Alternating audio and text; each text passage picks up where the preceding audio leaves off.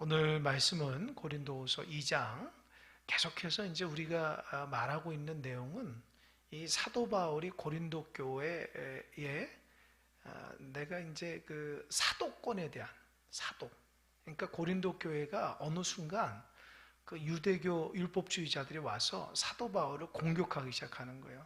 사실은 사도 바울이 사도가 아니다. 그는 예루살렘으로부터 인정받은 사도가 아니다. 그러니까 사도 바울이 말하는 것에 대해서 신뢰하지 말아라. 특별히 사도 바울이 그동안 했던 행동 중에 이 에베소에서 고린도 교회에 편지를 썼을 때 내가 간다 라고 했을 때에 뭐 어디 마게도냐를 돌려서 가든지 또 어느 때는 직접 가든지 그렇게 했는데 계속해서 어기는 거예요. 그러니까 이 고린도 교인들이 생각해보면 사도 바울이 편지는 이렇게 얘기해 놓고 자꾸 이렇게 어기니까 신뢰가 안 되는 거죠. 그러니까 그 고린도 교회에 들어왔던 이 사도 바울의 반대파들이, 반대하는 사람들이 그걸 꼬투리 잡는 거예요. 사도 바울은 신실한 사람이 아니다. 근데 사도 바울은 오늘 그 고린도후서의 말씀을 통해서 그가 내가 임의로 한 게 아니고 하나님의 감동 가운데 했다는 거예요. 그러니까 오해받을 만하죠. 내가 간다 했는데도 안 가고 빨리 온다 했는데도 빨리 오지 않고 이쪽으로 온다 했는데 뭐 다른 쪽으로 오고, 그죠? 그 약속을 어겼기 때문에 오해받을 만도 하지만 이 사도 바울은 계속해서 뭐라 해야 되냐, 이게 다 하나님의 일하심과 감동 가운데 됐다는 거예요. 그러니까 사도 바울은 자기가 이렇게 한다고 해서 하는 게 아니에요. 성령의 감동으로 주어지는 거거든요. 그러니까 여러분 신앙생활 좀 이렇게 영적으로 깊이 있게 하시는 분들은 좀 느낄 거예요. 내가 요렇게 하고 싶어도 하나님 막을 때가 있어요. 희한해요. 내가 이렇게 하는데도 하나님 탁 막아버려요. 근데 반대로 내가 이렇게 하지 않으려는데 하나님 또 이렇게 문을 열어주셔요. 그러니까 참 우리가 계획이라는 것을 할 수가 없는 거예요. 제가 시차에 서기가 돼가지고 요즘에 아주 분주합니다. 제가 일이 많더라고요. 난 그냥 서기하라고 그래서 그냥 서기장이 될 줄 알았는데 그냥 서기가 다 전화하고 다 이렇게 막 해야 되니까 막 조금 이렇게 좀 뭐라 그럴까 좀 번잡한 것 같아요. 좀 그런 거 잘 안 하다가 물론 이제 뭐 부목사 때나 아주 뭐 이것저것 다 잘했는데 이제 교회가 우선이니까 근데 이제 어쩔 수 없으니까 제가 이제 해야 되니까 이제 다음엔 또 이제 시찰장이 되는데 이제 그 시찰에서 해서 무슨 이제 공문서가 왔어요. 어느 이제 교회에서 어느 목사님 뭐 위임한다 해서 그거를 제가 받아가지고 그걸 다 체크를 한 다음에 이제 뭡니까 저기 그 노예 가서 제가 제출해야 돼요. 그 문서들을 다 해가지고 수합해서 가는데 그걸 다 거기에서 노예에서 체크를 하는데 문제는 그 위임할 때 있는 그 공문서의 내용이 잘못된 거예요. 그러니까 또 그거를 그 목사님한테 전화해서 목사님 큰일 났네요. 공문서가 잘못됐으니까 이거 고치라고 하니까 제가 목사님 갖다 드릴 테니까 어디 계시는데 또 그분이 저기 멀리 갔대요. 그러니까 어떻게? 그래서 제가 멀리 갈 수는 없고 목사님 먼저 우리 교회 오셔서 받아가시라고 오늘 5시까지 제출해야 된다고. 그러니까 알겠습니다. 그분이 그냥 막 갔다가 막 부랴부랴 온 것 같아요. 그래서 12시 한 반쯤 오셔. 2시 오신다는 분이. 마음이 급하셨어요. 그래서 딱 이제 오셔서 건네면서 목사님 요 공문서 요게 잘못됐으니까 요거만 잘 수정하시면 될 것 같아요. 그러면서 제가 그 공문서에 보니까 이분이 어느 교회 부목사를 했는데 내가 그 교회를 알아요. 근데 그 교회를 아는데 어떻게 아시냐고 얘기하는데 교회 마당에서 2시간을 얘기한 거예요. 제가 그날 다리가 아파서 혼났네요. 내가 그래서 그분하고 말을 좀 이렇게 좀 적게 해야 되겠다. 그냥 쭉 얘기하는 거예요.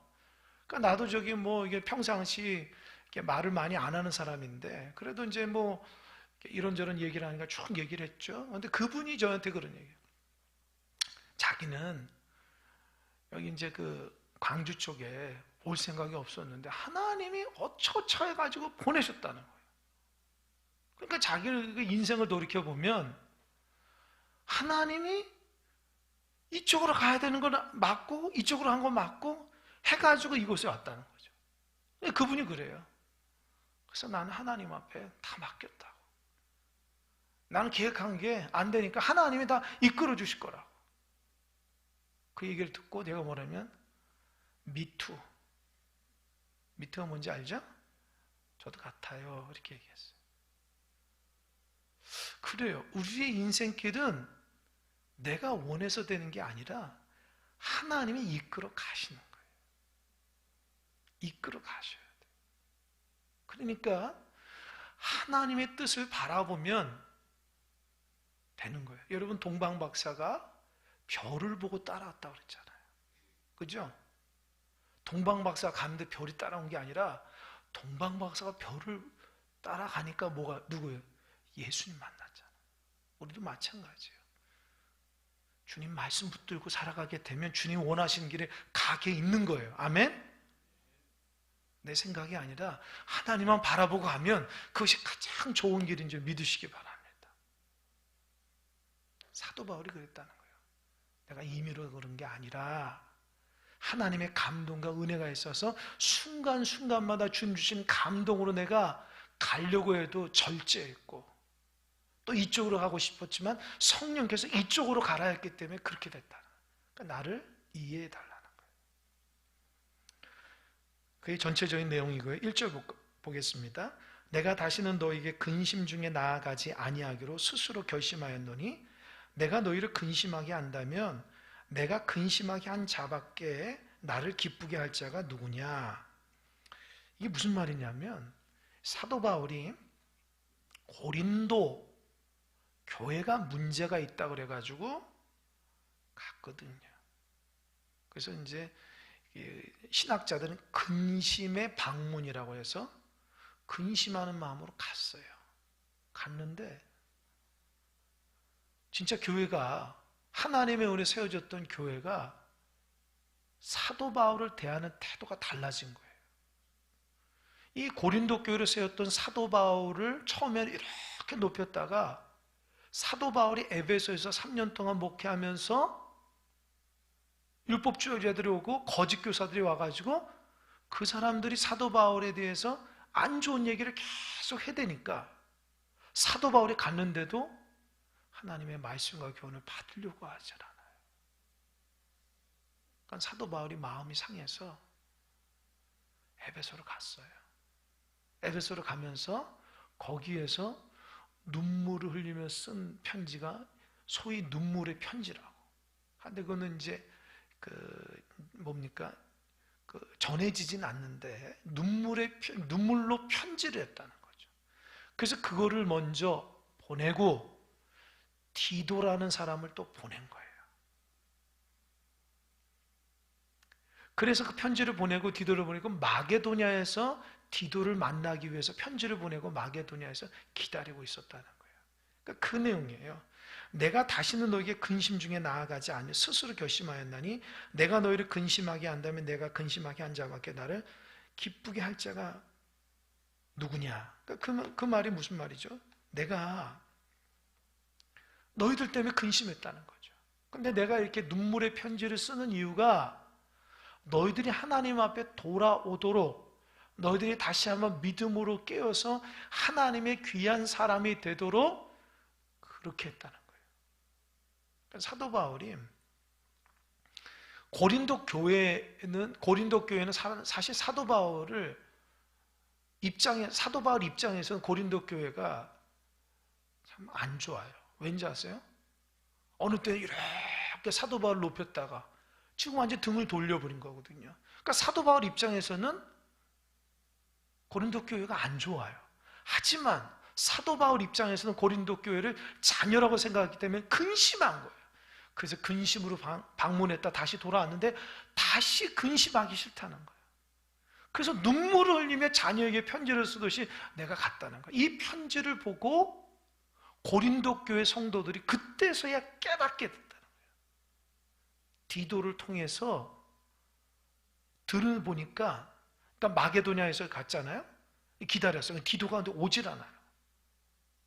그래서 다른 지역에서 만났는데 디도 말을 의하면 선생님이 쓰신 그 눈물의 편지를 보고 사람들이 변화돼서 선생님을 이렇게 높인다고.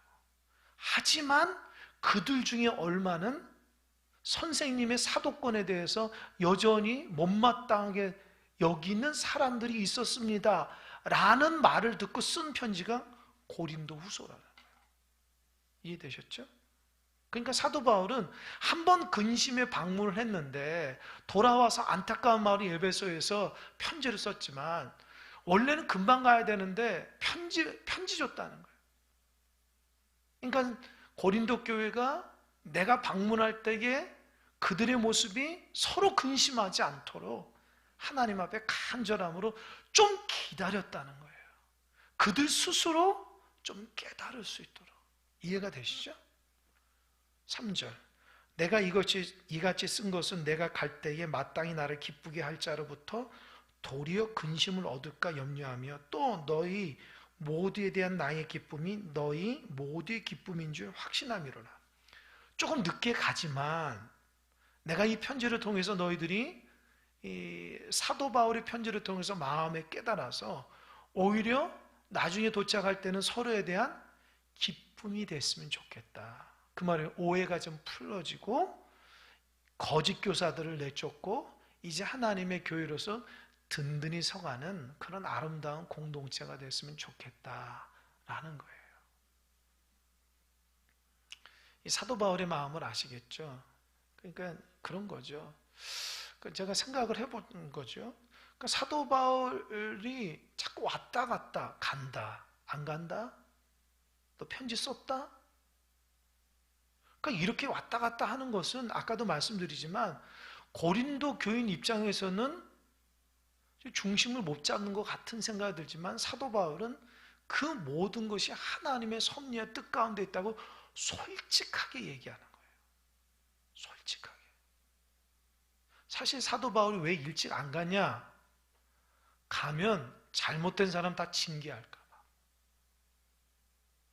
사도 바울이 말씀을 들어서 고린도 교회를 어지럽게 만든 사람들 다 징계하면 그 사람 모두 다 징계를 통해서 회복이 안 된다는 거예요. 그러니까 사도 바울이 인내했어요. 왜요? 내가 가서 다 전후 사정을 다 봐서 하나님의 말씀 앞에 징계를 할 수 있지만 이 편지를 통해서 스스로 너희들이 이 공동체를 새롭게 하기를 원한다. 그래서 내가 눈물로 편지 쓰고 기도했다. 스스로 깨닫고 스스로 하나님의 은혜 가운데 회복되기를 기다렸다는 거예요. 여러분 얼마나 귀한 말씀인지 몰라요. 귀한 말씀이 기다려준다는 거예요. 스스로 깨닫도록 회개하도록. 그래서 4절 내가 마음에 큰 눌림과 걱정이 있어 많은 눈물로 너희에게 썼노니 이는 너희로 근심하게 하려 한 것이 아니요 오직 내가 너희를 향하여 넘치는 사랑이 있음을 너희로 알게 하려 함이라. 그래서 오늘 설교 제목이 넘치는 사랑이에요. 사도 바울이 쓴 내용이 고린도 교인들한테는 좀 불편할 수 있어요.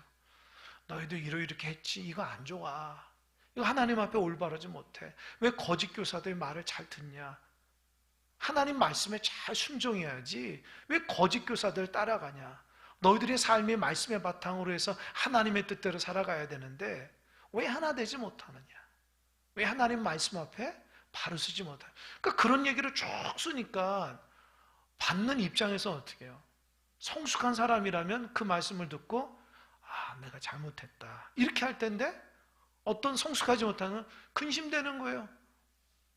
그죠?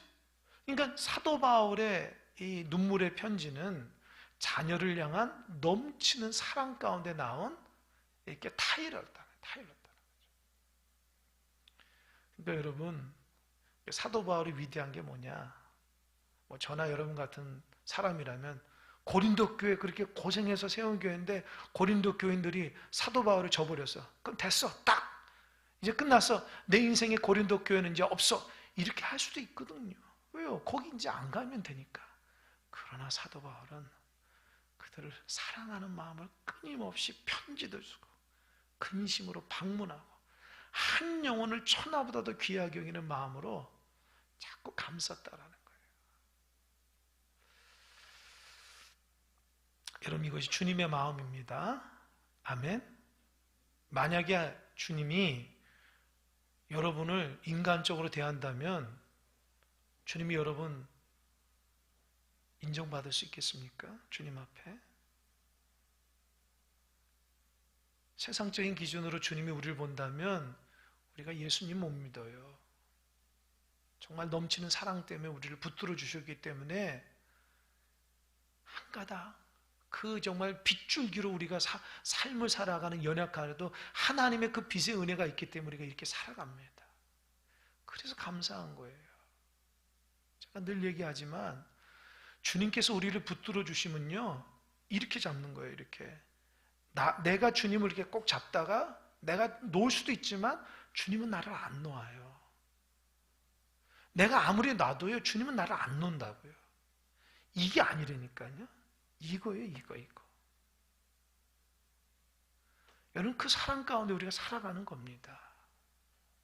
고린도 교회도 하나님의 은혜로 교회가 세워지고 예수님을 영접해서 변화되었지만 여전히 온전치 못한 신앙 가운데 사도 바울 입장에서는 근심하게 만들고 눈물 젖게 만들고 눈물의 편지를 쓰게 만드는 사도 바울 입장에서는 골칫거리 성도들이었지만 그러나 사도 바울은 그런 모든 과정 가운데 넘치는 사랑으로 그들을 향해서 하나님의 말씀을 가르쳤다는 겁니다.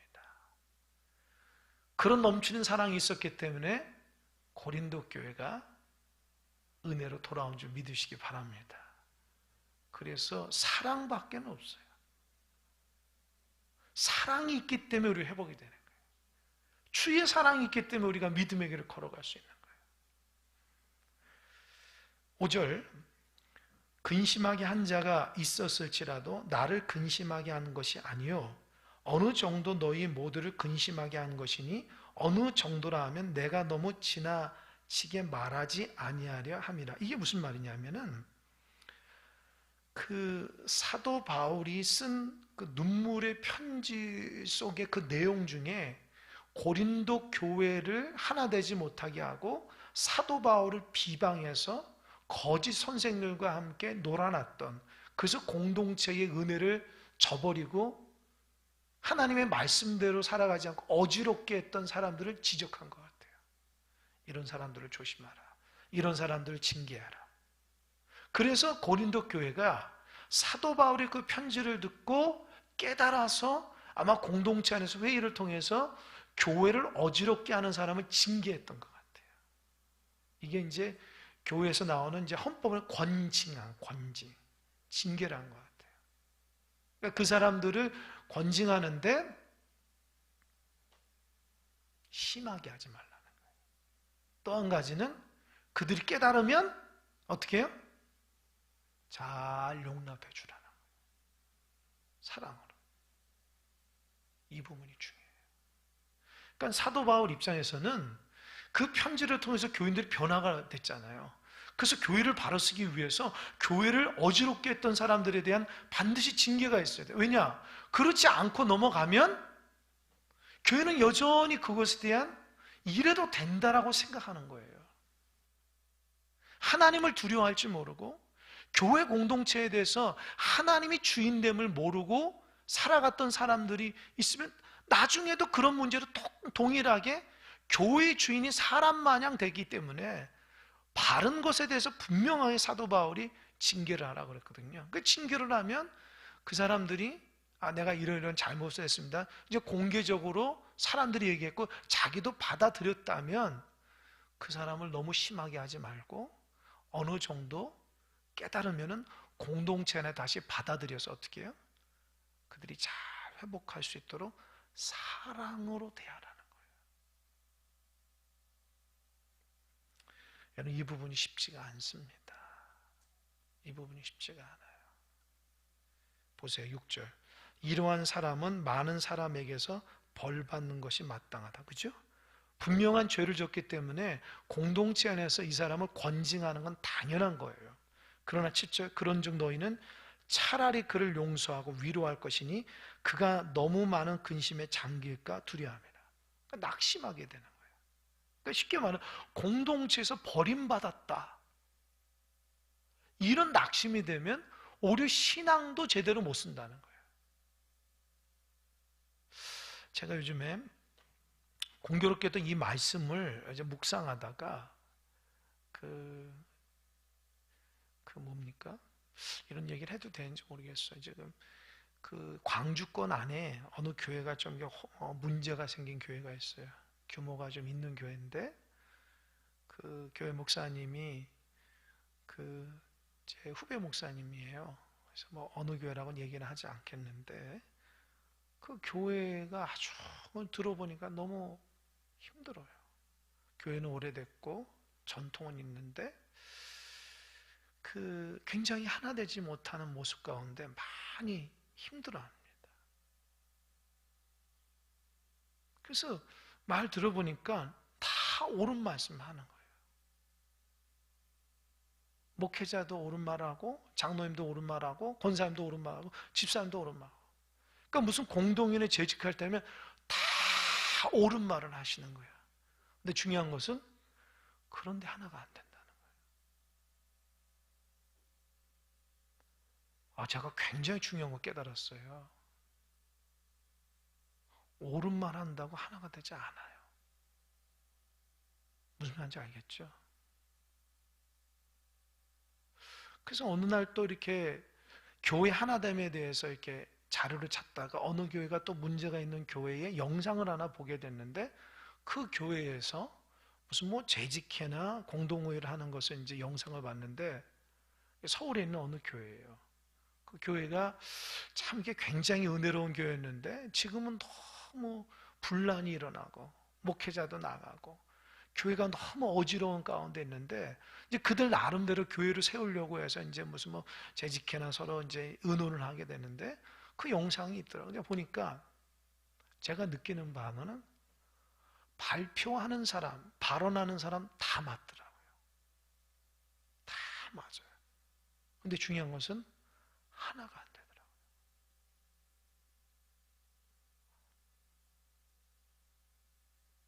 제가 곰곰이 생각해 봤어요. 왜 바른 말을 하는데 하나가 안 될까? 여러분 어떻게 생각하세요? 바른 말을 하는데 하나가 안 돼요. 왜 그럴까요? 사랑이 없어서 그래요. 공동체를 사랑하면 내가 바른 말 안 하고 사랑하는 덕을 위해서 얘기할 텐데 자기는 옳다고 옳은 얘기를 하는데 그 옳은 얘기 말에는 사랑이 없는 거예요. 제가 그걸 깨달았어요. 교회에서는 옳은 얘기가 중요한 게 아니라 사랑하는 말이 중요한 거예요. 예수님이 저와 여러분을 바라볼 때에 옳은 대로 얘기하면은 우리가 여기 있을 수 있습니까? 사랑하기 때문에 여기 있는 거잖아요. 그러니까 교회에서 너무 옳은 말 하는 사람은 안 돼요. 그런 생각일지라도 근본적으로는 사랑이 밑바탕이 이른 다음에 옳은 말을 해야 돼. 내가 옳다고 얘기하는 게 중요한 게 아니에요. 사랑하지 않으면 옳은 것이 빛이 안 나요. 근데 우리는 옳은 말 하는 걸 좋아해요. 바른 말 하는 걸 좋아한다고요. 저도 그런 사람 중에 하나예요. 교회가 이랬으면 좋겠고 목회자는 이러고 성도는 이러고 그런 기준들이 있잖아요. 근데 중요한 건 그게 중요한 게 아니라 그것보다 더 하나님의 놀라운 사랑의 관점으로 대하고 말해야 되는 거예요. 그러니까 옳은 말 하면은 사람들이 멀어져요. 왜요? 사랑이 없으니까. 바리새인들만큼 옳은 말 하는 사람이 어디 있어요? 근데 그 안에 사랑이 없기 때문에 다 죽이는 거 아닙니까? 율법으로 지배하고 죽이는 거 아니냐고요. 이해가 되셨어요, 여러분? 여러분, 정말 교회가 하나 되려면 바른 소리가 아니라 사랑의 소리를 내야 돼요. 지금 얘기하는 게 고린도 교회도 마찬가지예요. 분명히 문제가 있는 성도가 있거든요. 그 성도들 때문에 교회가 쑥대밭이 되고 문제가 있으면 그 문제는 지적은 하라는 거예요. 그거 잘못됐다. 하지만 낙심하지 않도록 사랑으로 대하란 말이에요. 회복시키자. 그 사람 너무 근심에 빠지지 않도록. 제가 그래서 이 말씀을 읽으면서 굉장히 큰 것 깨달았어요. 앞으로 제가 교회를 이끌어갈 때에 어떻게 해야 되는지에 대해 하나님 저에게 굉장히 귀한 사인을 주셨어요. 옳은 소리 한다고 중요한 게 아니에요. 그가 정말 교회를 사랑하고 목회자를 사랑하고 성도들을 사랑하고 아이들을 사랑하고 하나님을 사랑하는 관점으로 살아가는 성도가 될 때 교회가 하나 되는 거예요. 참 귀한 거를 깨달았어요. 그러니까 사도 바울이 이 말씀이 맞아요. 보세요. 7절.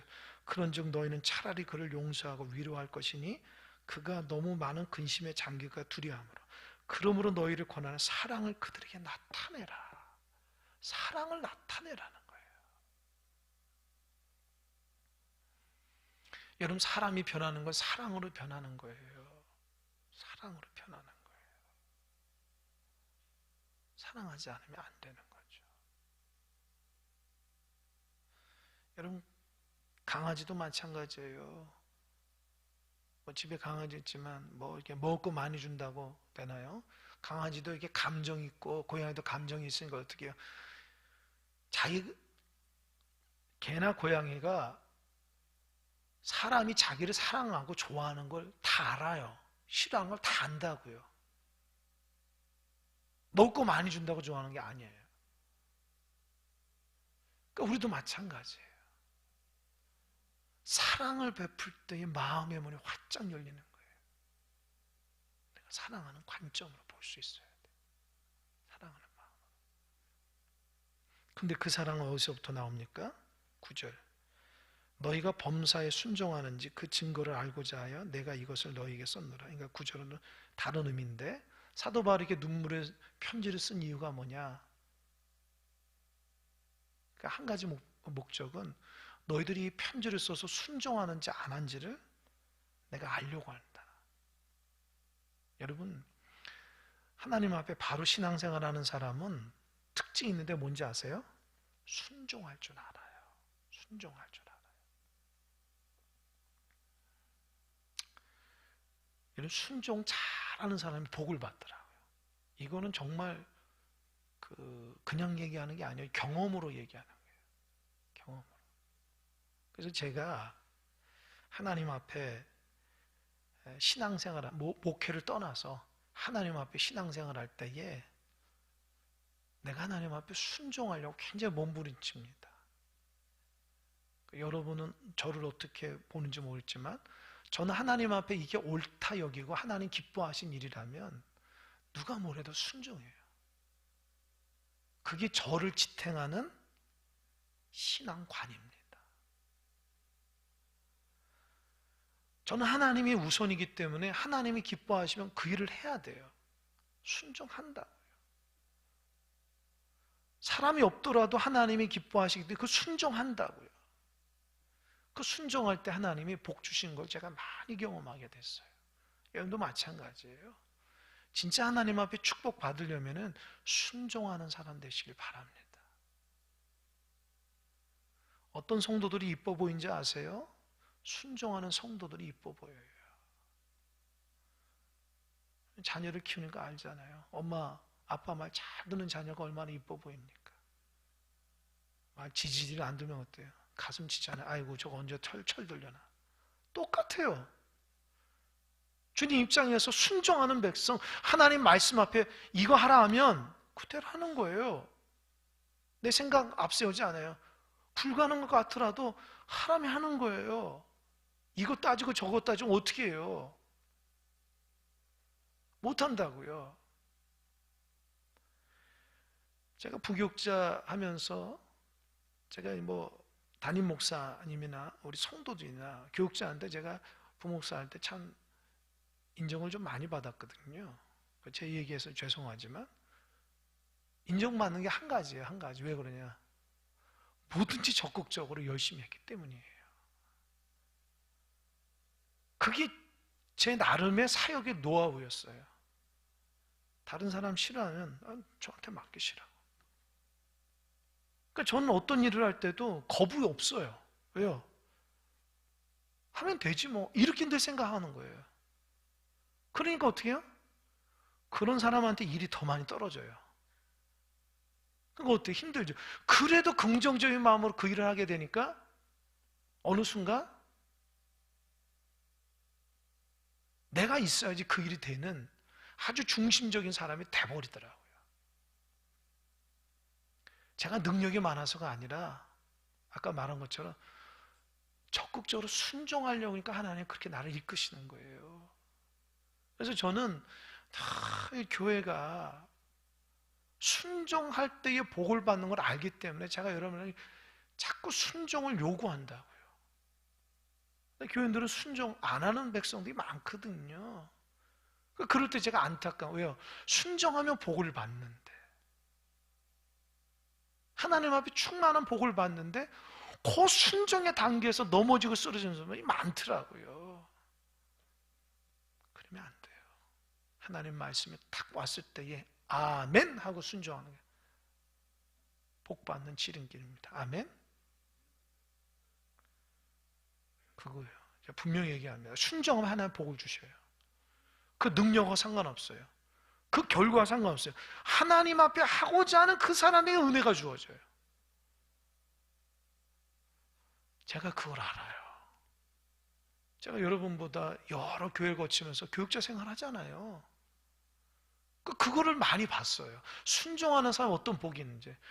그러니까 복 받는 사람은 능력 있는 사람이 복 받는 게 아니라 무조건 아멘 하고 순종하는 사람이 복을 받더라고요. 한번 해보시기 바랍니다. 10절 너희가 무슨 일이든지 누구를 용서하면 나도 그리하고 내가 만일 용서한 일이 있으면 용서한 그것은 너희를 위해 그리스도 앞에서 한 것이다. 이게 뭐예요? 너희들이 이 편지를 가지고 잘못한 사람을 징계하고 하지만 징계를 떠나서 용서하고 사랑하고 회복시키면 나도 너에게 똑같이 하고 달리 얘기하면 주님도 우리에게 그렇게 했다는 거예요. 아멘. 주님도 나를 용서했기 때문에 용서해 주라는 거예요. 잘못한 사람은 용서해 주라는 거예요. 왜요? 내가 주님 앞에 더 큰 죄를 많이 졌는데 주님 앞에 용서함을 받았잖아요. 그죠? 그래서 용서라는 거 참 중요합니다. 저 보니까 어느 신방 가니까 대문에 용서도 있고 뭐 차에도 용서도 있고 뭐 한동안 뭐 용서 무슨 스티커가 있었나 보죠? 네? 그런 거 있었어요? 장르 그런 게 있었나요? 네? 아, 세월호 사건 그 용서가 있었어요. 스티커가. 이거 다 붙어 있더라고요. 제가 그걸 보고서 용서가 뭐냐? 남을 용서해 줄 수 있는 것은 내가 죄인됨을 있을 때 용서해 줄 수 있는 거예요. 내 마음이 너그러서가 아니에요. 잘 들으세요. 내 마음이 너그러서 남을 용서한 게 아니라 내가 죄인이기 때문에 나도 주님 앞에 용서받았는데 그런 마음이 있을 때의 용서가 주는. 그러니까 은혜 받아야 돼요. 내가 죄인이라는 은혜를 받아야지 남도 용서해 줄 수 있고 내 자신도 용서할 수 있는 거예요. 그러니까 주님으로부터 받은 사랑이 없으면 남 용서 못해요. 이해되시죠? 여러분 사랑받은 사람도 남에게 사랑일 수 있는 거예요. 누구로부터 사랑을 못 받으면 사랑할 줄을 모르는 거예요. 이게 정말 중요해요. 내가 주님으로부터 사랑을 받으면 그 사랑이 남에게 사랑이 가는 거예요. 그러니까 내가 강팍한 이유는 뭐예요? 내가 주님의 사랑을 못 받고 있는 거예요. 너무 건조한 거예요. 강팍한 거예요. 그냥 가슴이 그냥 뭡니까 저수지에 물이 하나도 없어서 쫙쫙 갈라지듯이 너무 건조하고 힘든 거예요, 마음이. 뭐가 이렇게 딱 들어오면은 이거 조금 하나도 감당이 못하는 거예요. 왜요? 주님의 은혜가 없어서 그래요. 메말라서 그래요. 주님의 은혜를 경험하게 되면 내 마음밭에 주님의 눈물이 가득하거든요. 그러니까 뭘 보더라도 용서할 수 있고 사랑할 수 있고 은혜로 넘어갈 수 있는 거예요. 이해하셨죠? 아니, 도대체 어떻게 이럴 수 있어? 이렇게 얘기한 사람은 그 마음밭에 이미 주님의 눈물이 없는 거예요. 은혜가 없는 거예요. 사도 바울은 너희들도 예수님 앞에 은혜 받은 것처럼 죄를 졌지만 용납해서 그 사람이 공동체 안에서 다 믿음 생활할 수 있도록 하라는 거예요. 11절 이는 우리로 사단에게 속지 않게 하려 함이라 우리는 그 계책을 알지 못하는 바가 아니로라. 11절 제일 중요합니다. 여러분 사단이 우리 성도와 교회를 향해서 이렇게 하는 그 전략이 있습니다. 뭔지 아세요? 사단이 절대로 용서하지 않게 하는 거. 마음에 자꾸 미워하는 마음 주는 거. 사단의 역사예요. 혹시 여기에 걸려 넘은 사람 빨리 사단의 계략에서 넘어와야 돼요. 주변 사람이 다 꼴보기 싫고 미워지는 사람들, 그 사단이 나를 지금 어느 순간 내가 사단에 걸려 넘어진 거예요. 근데 그걸 몰라. 원래 내 성품은 주님의 성품으로 좋은 성품인데 내가 주님의 성품 버리고 내 멋대로 살아가니까 성품이 나빠진 거죠. 사단은 어떻게 하든지 교회가 하나 되지 않게끔 해요. 사단은 어떻게 하든지 작은 문제로 엄청나게 교회를 갈기갈기 다 찢어놓습니다. 교인들을 은혜로 못 살게 다 보호막을 치게 만들어요. 사단의 전략이에요. 그러니까 사단은 어떻게 하든지 우리 마음속에 사랑하는 마음이 아니라 강박감, 미워, 시기, 질투, 분냄 이런 마음 바탕으로 살아가게 해요.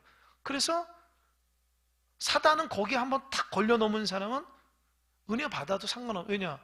또 이렇게 한번 마음에 미워하는 마음을 탁 주고 용납하지 못한 마음을 탁 주면 또 넘어지거든. 그러니까 계속해서 넘어지는 사람들의 특징은 뭐냐? 약점을 잡힌 거예요. 근데 본인들은 내가 왜 그러지? 자꾸 이런다고요. 이게 사단의 계략이라고요. 그 이길 수 있는 것은요, 주님의 은혜밖에 없어요. 주님의 사랑밖에 없어요. 내가 주의 사랑을 입었는데 내가 용납하고 사랑하고 하나 돼야 되겠다.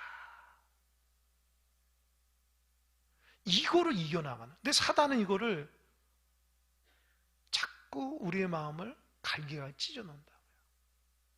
그래서 신앙생활을 하면서도 여전히 미워하는 사람이 많고 용납하지 못하는 사람이 많고 하나 되지 못하게 담을 쌓는 것은 내가 그동안 신앙생활에서 주님의 은혜로 살아가는 것이 아니라 사단의 계략 가운데 넘어갔기 때문이에요.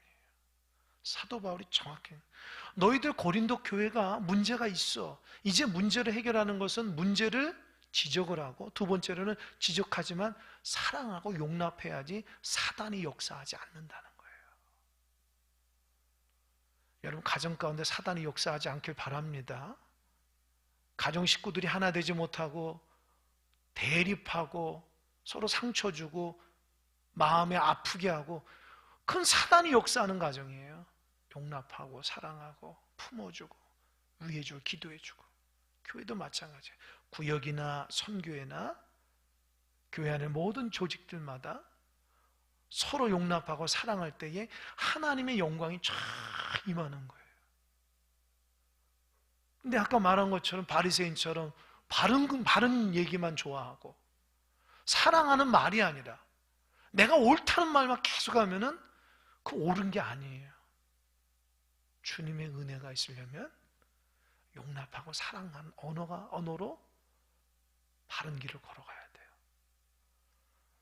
제가 이 말씀을 통해서 많은 거를 깨닫고 생각해 봅니다.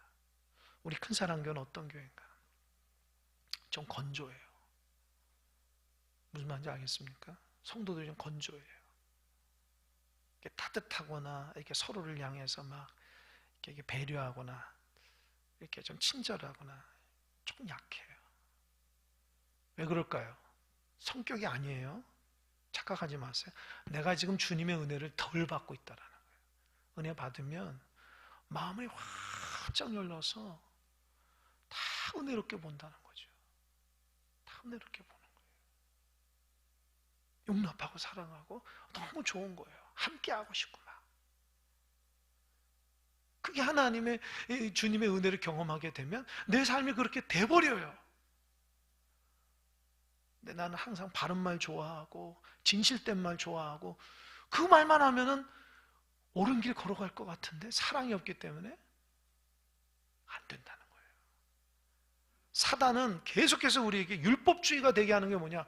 바른 거, 옳은 거, 진실한 거 그런 얘기만 해라.